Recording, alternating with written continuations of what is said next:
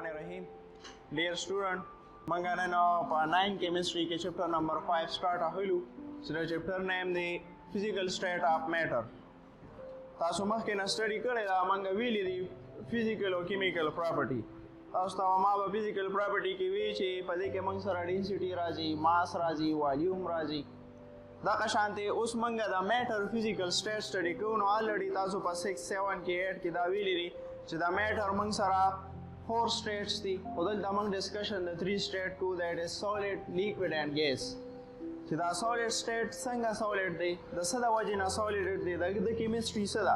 Similarly the liquid chemistry sada che da liquid wali di da flow wali kai da ka shanti gaseous state the sada wajina gaseous state thi da study manga ko pade ki adina mah ki di ki tasu gore physical state of matter.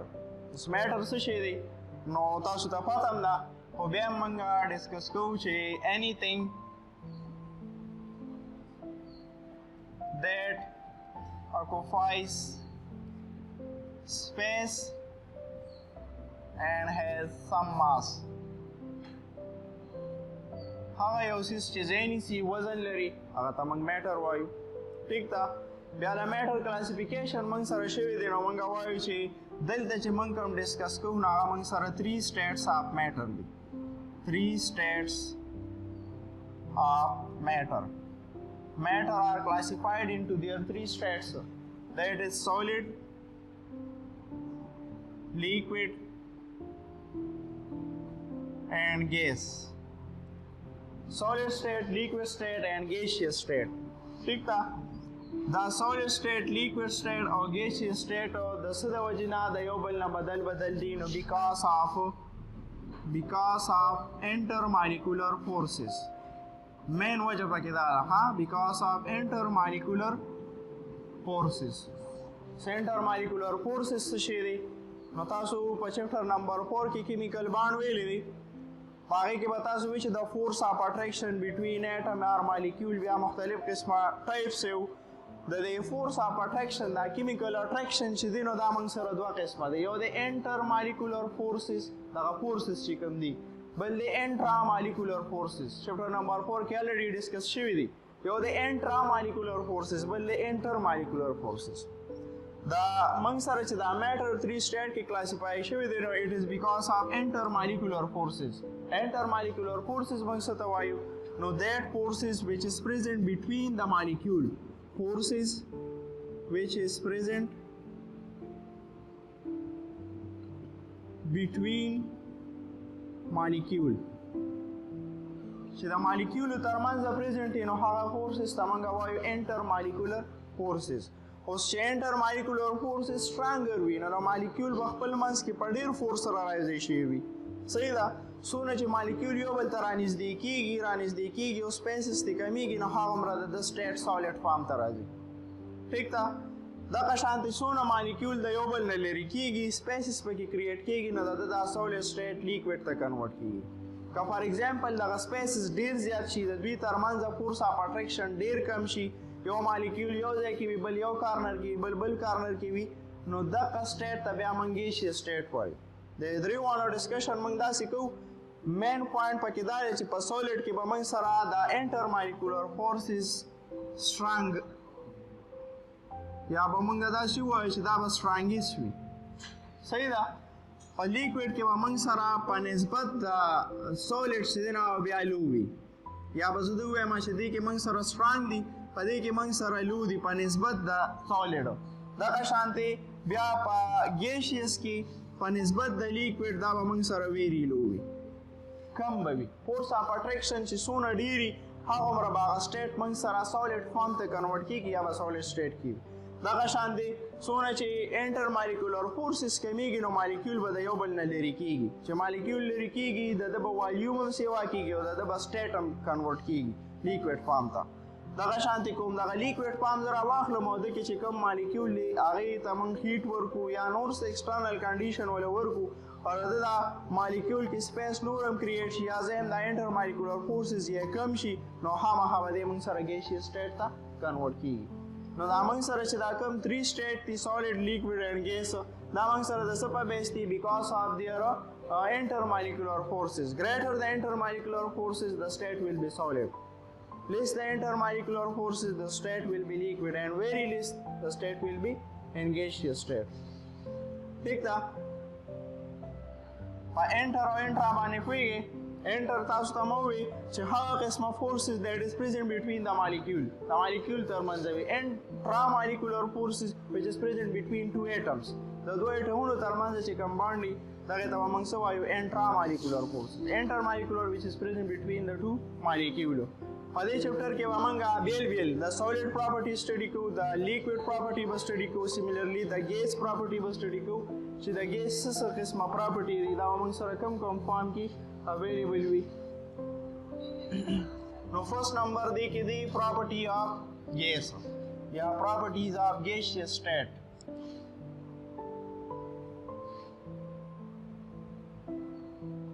properties of gaseous state. Gaseous state د څه د وجې نه دی نو ماقه خبره ده because of low intermolecular forces یا very low intermolecular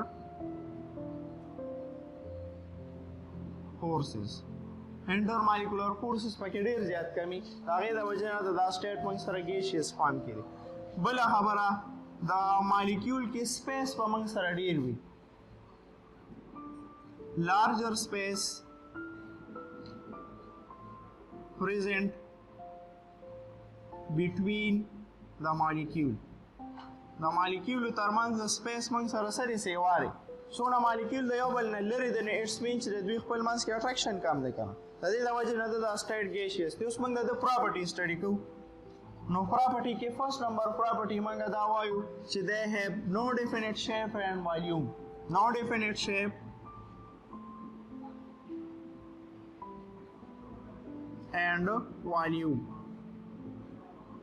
د ګیس موږ سره نو څه سپیسیفیک والیوم دی نه موږ سره شیپ شته ټیک ده سپیسیفیک والیوم یې ولې نه دی چې څونه سپیس ورته اویلیبل وي نو هغې کې دی خپل ځان اکوموډیټ کوي لکه فار ایگزامپل یو کس دی پرفیوم سپری کړې ده موږ سره کمرې ته راننوته نو هغه کوم سمیل چې دی نو هغه ټوله کمره کې خور شي داسې یو لیمیټډ والیوم دا نه دی چې فار ایگزامپل د هغه دا سمیل به صرف د دې ځای پورې لیمیټډ وي نه هغه هر ځای کې خور شي چې څونه سپیس ورته اویلیبل دی نو دی خپل مالیکیول هلته سپریډ کوي د څه د وجې نه سپریډ کوي خپل منځ کې فورس نشته اتفاق نشته په اسانه خورېږي بله دا چې دی هیب انډیفینټ شیپ یا نو ډیفینټ شیپ شیپ یې موږ سره نشته لکه فار ایگزامپل دا چیر دی دا یو خاص سپیسیفیک شیپ دی بوک دی نو هغه خاص سپیسیفیک شیپ دی د ګیس موږ سره شیپ نشته چې په کوم کنټینر کې ور واچو د هغې کنټینر موږ سره شیپ اختیار کوي ایټو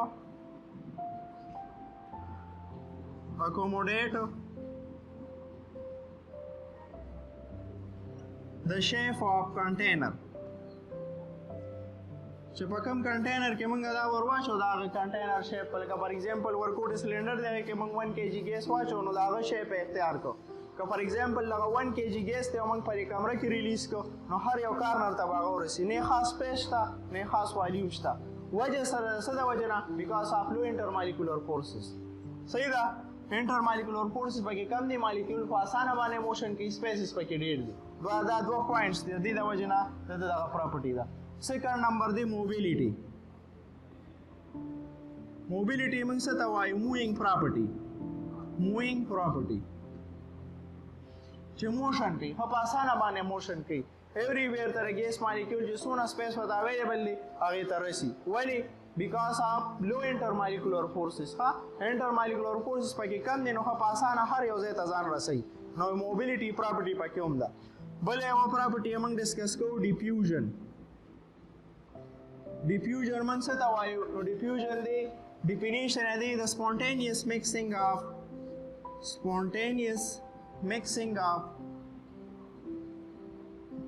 gas molecules موږ پراپرټي د ګیس سټډي کوو نو ګیس مالیکیول مو وایي چې په خپله مالیکیول خپل منځ کې مکس شي دغه پراپرټي ته موږ وایو ډیفیوژن یا د سیکنډ ډیفینیشن موږ داسې کوو چې د موشن اف مالیکیول فرام هایر کنسنټریشن ټو لوور کنسنټریشن از کالډ ډیفیوژن په ګیس کې موږ سره دا پراپرټي شته ولې ځکه چې مالیکول کې سپیس ته انټر مالیکولر فورسز کم دي ښه په اسانه باندې مکس کیږي. فار ایگزامپل منګه یو ګارډن د روز یو ګارډن دی د ګلونو یو باغ دی په هغې باندې یو کس تېرېږي نو څه فاصله مخکې چې کوم دی نو په هغه باندې سمیل ولګي ولې ګیس مالیکول خپل منځ کې مکس شوي وي. بله پراپرټي ده ایفیوژن.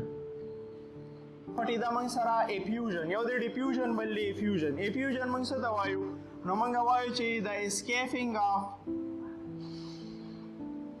escaping of molecule یا of gas molecule one by one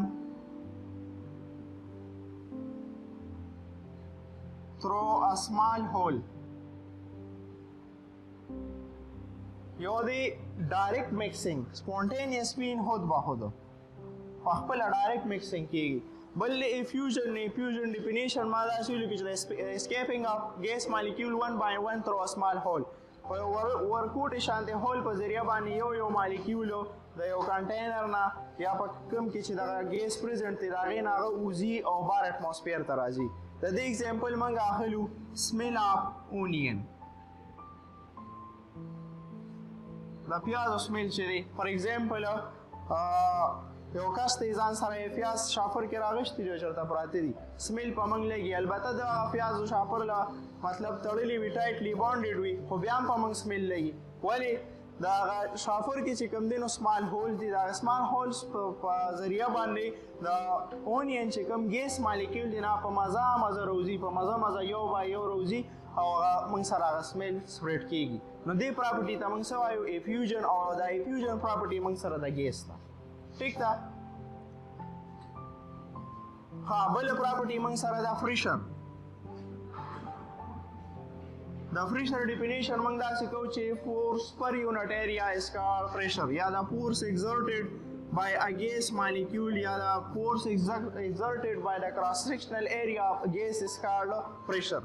Mathematically موږ داسې لیکو چې phi is the representation for pressure. phi چې کوم دا د pressure representation دی.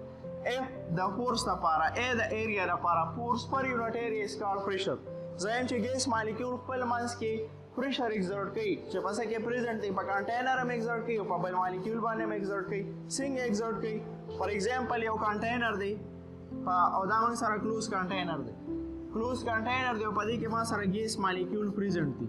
اوس ګیس مالیکول موږ سره کنټینیوسلی موشن کوي. کنټینیوسلی موشن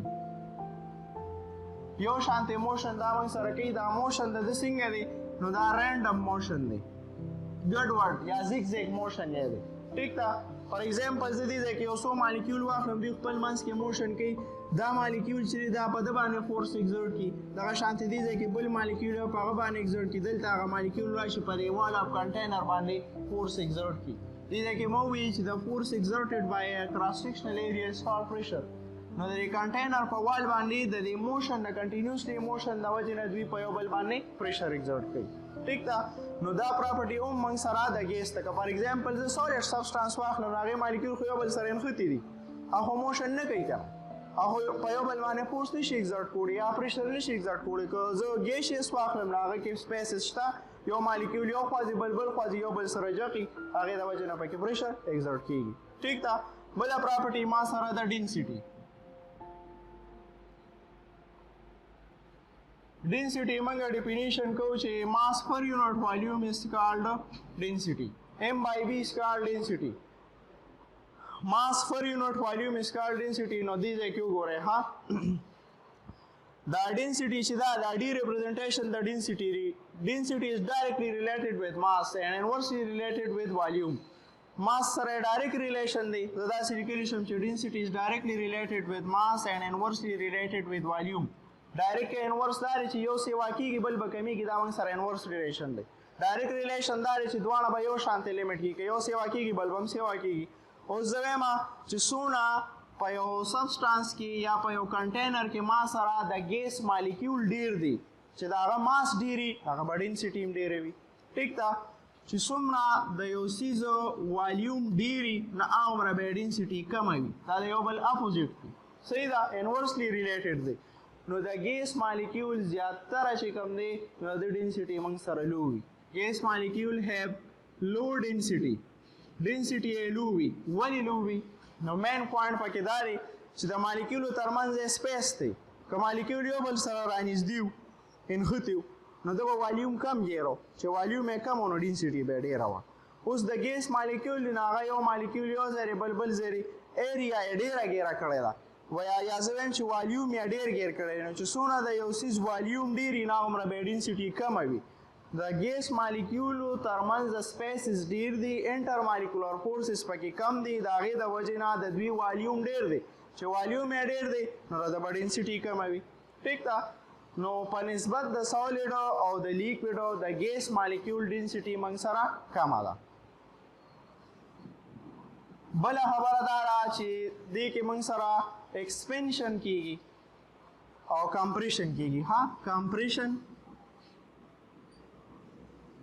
اینڈ ایکسپینشن دا کمپریشن او ایکسپینشن څنګه کیږي که فار ایگزامپل زه یو ګیس مالیکول راواخلم یا یو ګیس راواخلم او په هغه باندې پریشر ایگزرټ کړم په یو کنټینر کې دې ځای کې وګورئ ها د دې پراپرټیز ډسکس کوم فار ایگزامپل ما یو کنټینر راواغشتو په دې کې ما سره ګیس مالیکول دی د مالیکولو ترمنځ سپیس شته ټیک ده اوس که زه په ده باندې پریشر اپلای کړم پریشر پې ایگزرټ کړم ټیک ده یا په ده باندې زه څه ویټ کېدم نو خامخا دې ځای کې خو ده سره سپیس اویلیبل دی که نه دا مالیکول به یو بل ته رانږدې کېږي نو مطلب دا دی چې په پریشر سره د ده کمپریشن کېږي دا رایوځای کېږي که فار ایگزامپل زه ته پریشر ریلیز کوم هماغه کنټینر دی او ما پکې ګیس مالیکول ایگزرټ کړ خو پریشر مې ورته نه دی اپلای کړی نو څونه سپیس چې اویلیبل دی په ټولو کې ما سره مالیکول موشن کوي کمپریشن اینډ ایکسپینشن کمپریشن مطلب دا دی چې څونه موږ یو کنټینر کې ګیس واغشتو یا یو ګیس مالیکول هم واغشتو په هغه باندې موږ پریشر ایگزرټ کوو نو هغه به ایریا کمیږي یا به د هغه والیوم کمیږي ولې کمیږي بیکاز آف اویلیبلیټي آف